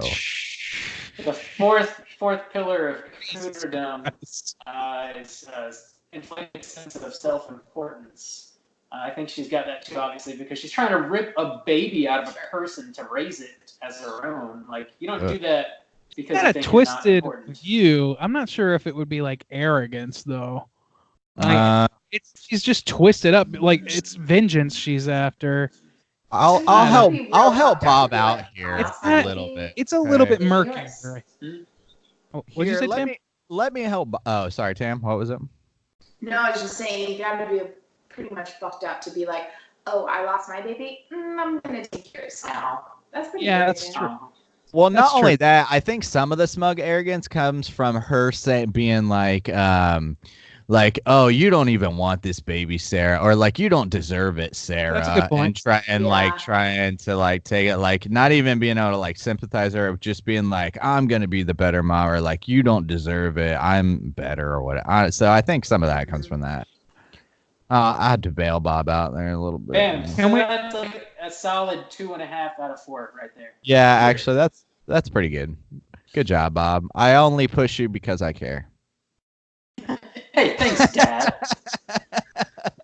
I want you to become the best hunter you can be, and that's true of all of you. All You're the never gonna get listeners out there. You're never gonna get a cooter hunting scholarship with that attitude, Bob. All you little gotta- cooters You gotta out there. test yourself. I gotta, kind of instill a little self-doubt there, so you really push yourself to the limits. Really work to achieve. Wow, you've had so many kids. You've raised a lot of kids. Pregnancy's hard, I'm telling you. It's true. God. Okay. Rainey, you said there wasn't really much trivia, right? So we're just gonna. Yeah, it was pretty minimal. minimal on trivia, so we'll skip it. All right. Let's go ahead and talk some horror news.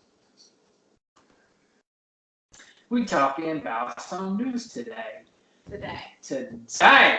Every day. Okay. Yeah. Here we go. We're This talking is about some what we Netflix. call stalling.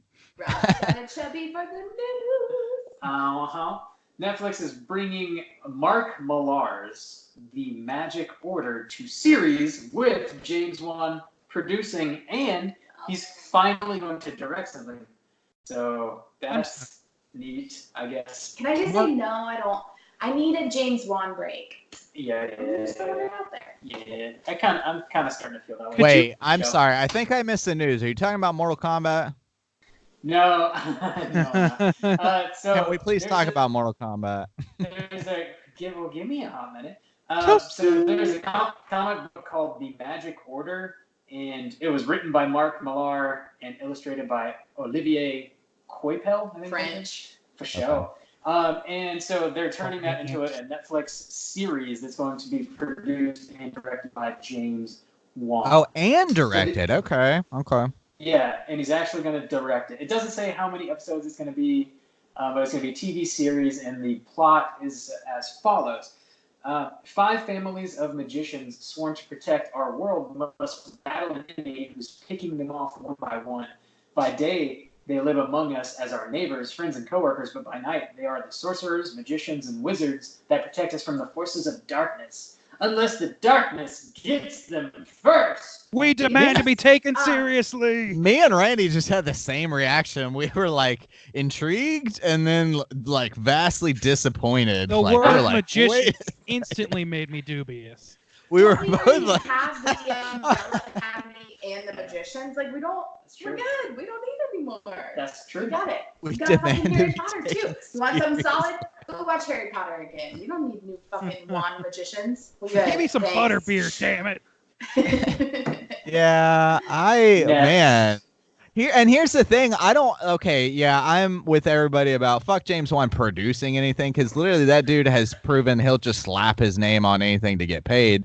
But if he like, I still think he's like a good director. Like, I mean, even he did Aquaman. Aquaman wasn't like an amazing movie, but that's like a big studio like interfering kind of thing where you can only do so much. And what he did with like the cinematography and shit was like really impressive in like some things. So I still think like the dude's like a solid director, but that premise does not intrigue me.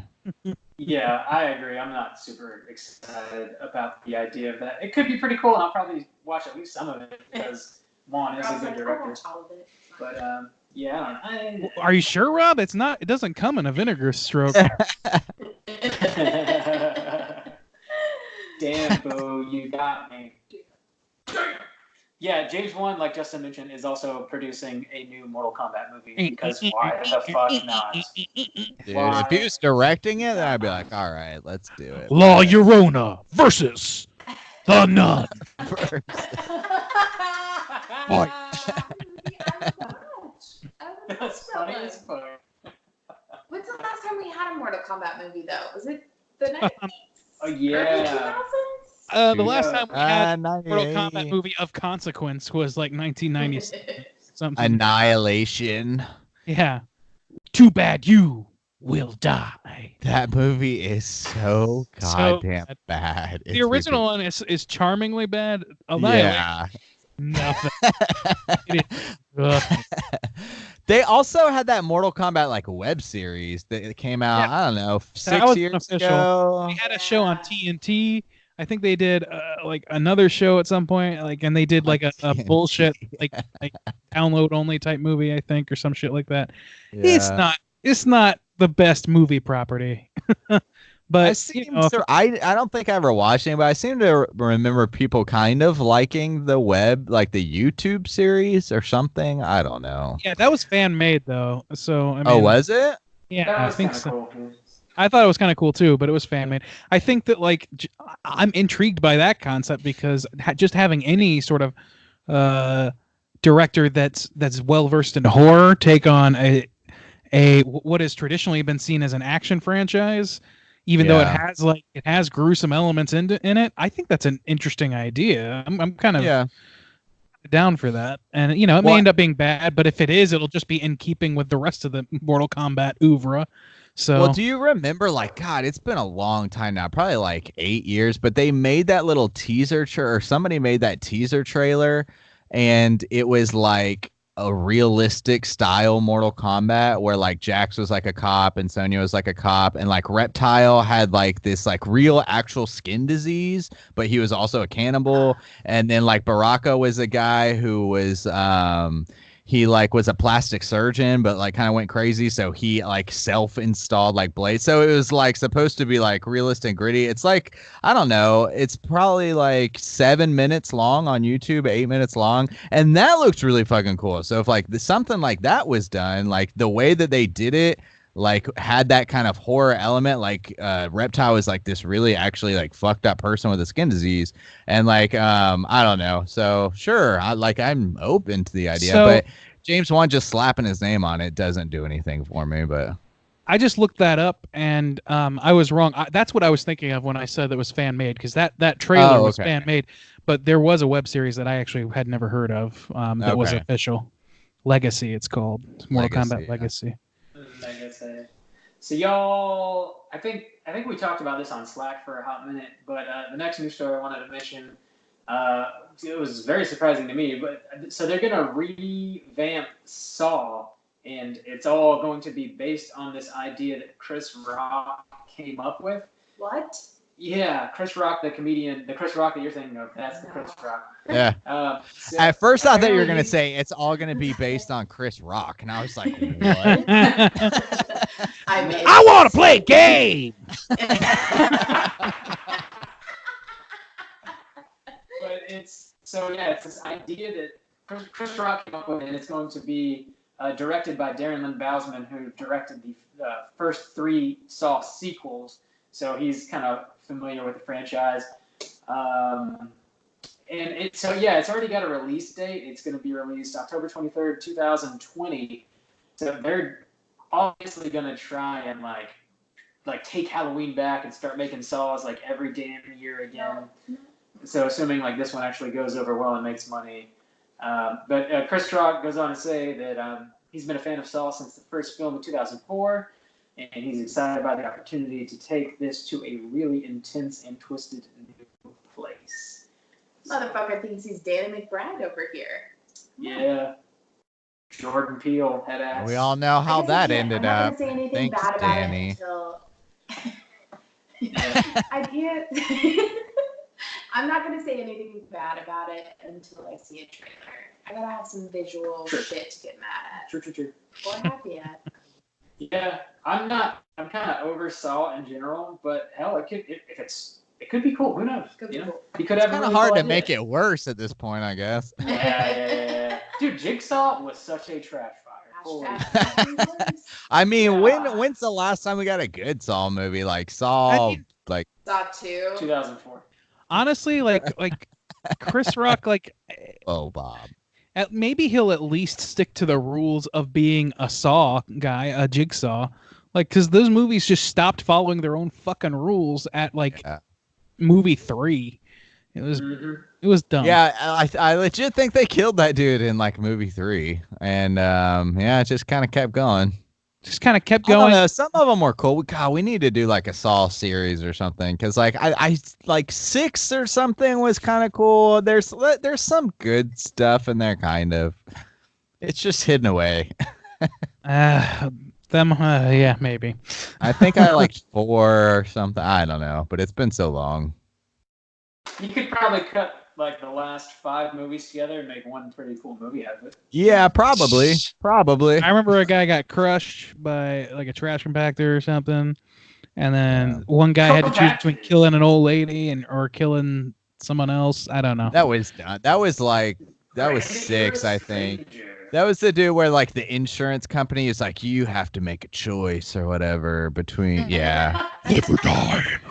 Between what was the old lady who had a family, but she was old, and the young lady who didn't have a family. You spent your entire life feeding off the pain of others, and Randy, whoa, that's fucked up.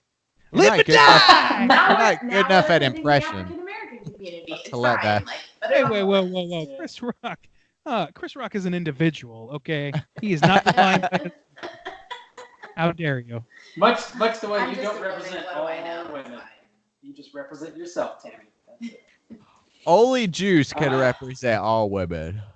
Jesus. So we got a new trailer for Midsummer. It kind of showed a little bit more of of like the love story, I guess. So there's like a couple that's on the rocks, and they go on this trip, and it's going to be really nice. It's gonna And bring then them back together. Okay? They totally don't get murdered by They're a gonna cult. make it. Oh my God. I will say, everyone be careful out there. Because Huh? apparently, I said everyone be careful out there because apparently a while back the script of this movie leaked, and so people have read it and are talking about like, oh, like how fucked up it's gonna be, and like comparing it like to Hereditary and stuff. So be aware that even though like this movie's not out and you're just like scrolling through comments or scrolling through things, like somebody could like fuck it up for you. So I'm kind of I'm already regretful that I'm already regretful that I saw the trailer because I feel like it revealed a lot. I don't know. The teaser trailer was enough for me, and I should have just there. Yeah, I see. I didn't. I mean, I guess it kind of gave more of the story. Like in the first one, we didn't know like the relationship kind of thing, and yeah, like I didn't need that in the trailer, but I didn't think anything spoiled anything for me yet. I don't know if it necessarily spoiled it, but I think I would have liked to have seen the journey. Setting that set it all up. I don't know. But I am excited. I'm also I'm holding off, of course, but if he pulls this off, I'm really impressed, dude. Hereditary came out last year. Yeah. Last year.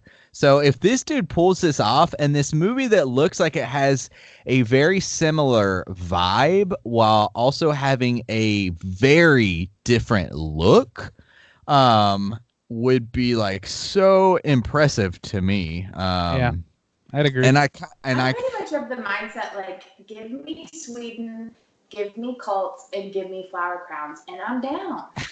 check. It looks looks fantastic. Just like the visuals, I love them. They look so cool for a horror movie. It legit looks like somebody was like, we need to make Wicker Man good. Like it's like, like, oh man, I'm just mesmerized by it. Anytime like I want to watch the trailer just because the visuals just like, I don't know, I'm so mesmerized by this idea of this bright horror movie that's got the vibe of Hereditary, because Hereditary was so fucked up. The more time that goes by, the more I like absolutely love Hereditary. And I'm excited. I'm excited for this movie to come out. And it's like what? It's like 6 weeks or something. It's not too far off. Yeah, July 3rd is release date. July. Ooh, I'll be in the States. We can go see it together. Oh shit! Then we'll probably end up doing a show on it while you're in town. Good. Nice. Good. Nice.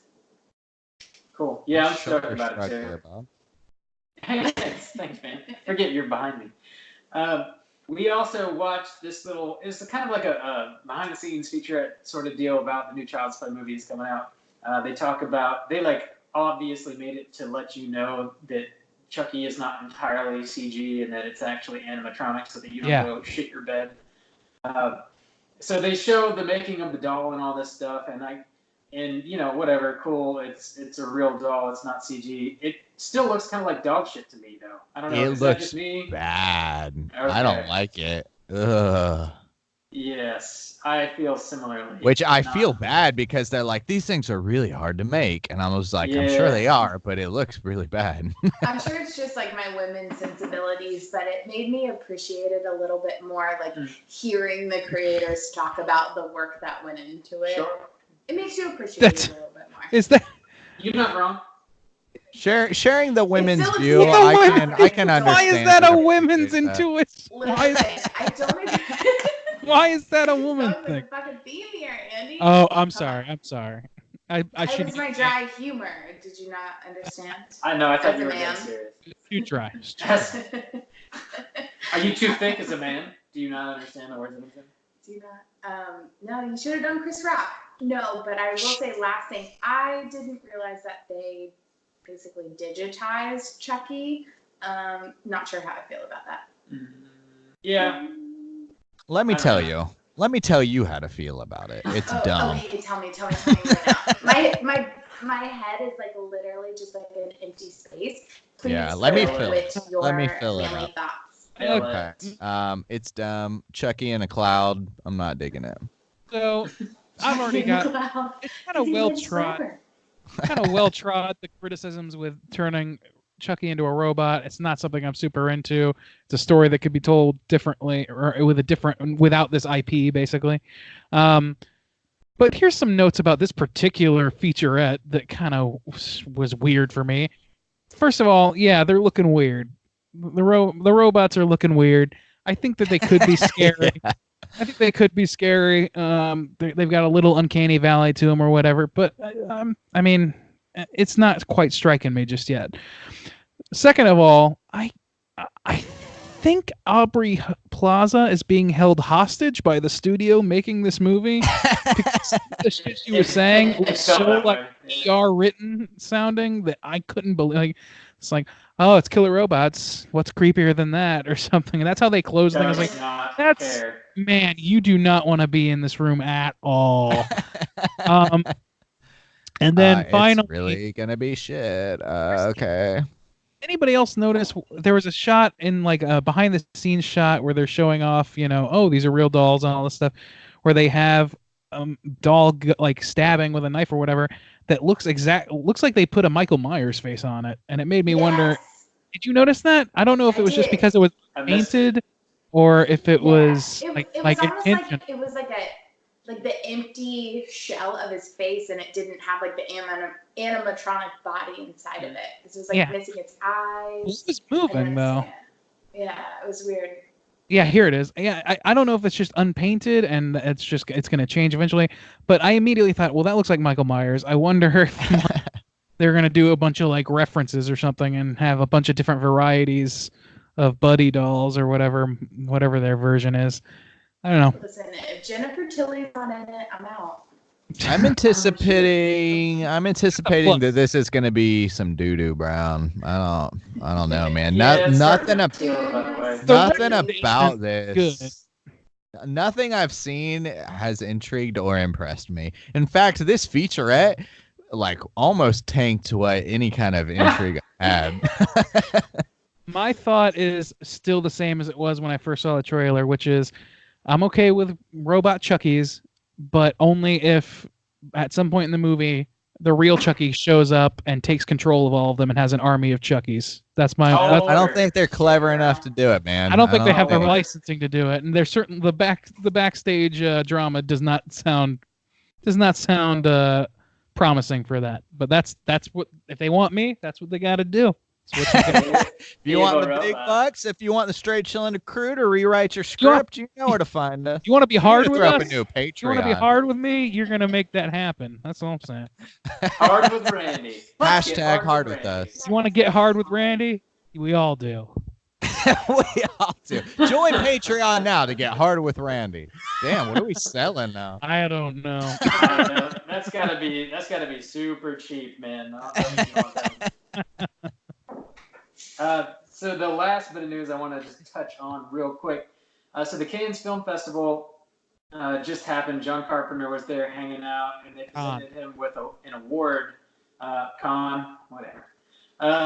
So they presented him with the Golden Coach Award. I speak French fluently, okay? Which is basically like a lifetime achievement type award. And they had like all these pictures of him hanging out backstage with like Dario Argento, and he's like giving the devil horns and stuff. John Carpenter's a badass. But so they were interviewing him afterwards and stuff and asking him like if he'd be interested in directing again, because it's obviously, I think it's been like at least a decade since he's made a movie. And he was talking about how he'd absolutely want to make a movie, and where he'd also like be open to like directing a TV show and stuff like that. So I'm wondering, since he's sort of picked up this new steam with scoring the new Halloween movie and executive producing it, and then also going on these like tours, these world tours with his freaking rock band and stuff. I'm wondering if maybe somebody's gonna throw him a little cash and let him make something. That'd be pretty sweet. I'm down with it. He's getting kind of old too, so like try and squeeze one more in, maybe. Hopefully. I would love a swan song from him, man. I mean, yeah, hopefully there's more than that, but if he gets one swan song in, like if he could just, finally make that long anticipated remake of Ghosts of Mars, I think we'll be set. If only. That movie is so bad. Rob Can I throw in like a baby piece of news? Sure. Okay. Baby news. Stop me. Yes. If we've already talked about it, stop me. Okay. But Juice, you and I were on an episode about a movie called The Endless, right? Mhm. By Justin Benson and Aaron Moorhead. He has a new movie coming out. Have you looked into it at all? No. Or both of them do. I saw some Chronic. Not sure when it's coming out, but like, keep in mind whenever we do eventually watch it, they were location scouting in November and they wrapped on it in like early January. So it's like a very short, quick filmmaking, but it seems kind of amazing. I'm just gonna read a brief back of the box and tell you two people who are in it. Okay. So, Synchronic. 2 New Orleans paramedics' lives are ripped apart after encountering a series of horrific deaths linked to a designer drug with bizarre otherworldly effects. And it's got motherfucking Anthony Mackie and Jamie Dornan in it. So they have like a kind of solid starting cast. Who are those people? Are you for real? Yeah. Okay, Anthony Mackie plays fucking, what's his name, Falcon in the Avengers. Yeah. I did see this anyone- trailer. Okay. And Jamie Dornan is most Wait, no. notably known as playing Christian Grey in 50 Shades Grey, but he's also in a fucking incredible Netflix series with Gillian Anderson called The Fall, and everybody needs to stop what they're doing and go watch that right now. Oh, okay. Just a, Cool. Thank you for that. I You're was welcome. unaware, and that's that's some news. pretty sweet. Well, it's because I'm on like my, I don't know, years-long apology tour after fucking ripping the movie apart when we watched it and then realizing I'm friends with a costume designer on the movie who's friends with the directors. And I'm like, fuck my face, please never listen to this Well, the podcast costumes look great. ever. So, you know, it looks great. Yeah. The movie shirts will be were really on rough. point. Yeah. Nice shirts, guys. Thanks for letting me have that. I like No, those thanks for draws, sharing. guy. No, yeah, that's cool. I gotta check that out. Cool. It takes place in New Orleans, I'm guessing. That's where they shot the Whoa, entire Bob. Sign me up. Pop in that QJ. QJ. God For the damn. Nova. Also, there's a lot of French people in New Orleans. So We're developing a QJ song now for Straight Chillin'. Buongiorno. Buongiorno, So, yeah. Cuce. Hello, QJ.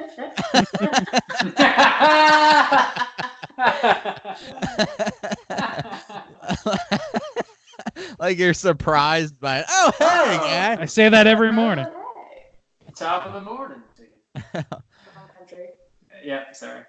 That's pretty much it for the news, and that's going to be it for us here at Straight Chilling. We didn't have any voicemails this week, but women can't understand the QJ. That's a men thing. Okay, here we Right. go. we didn't have any voicemails this week, but if you want to call in and leave us a voicemail, you can hit us up at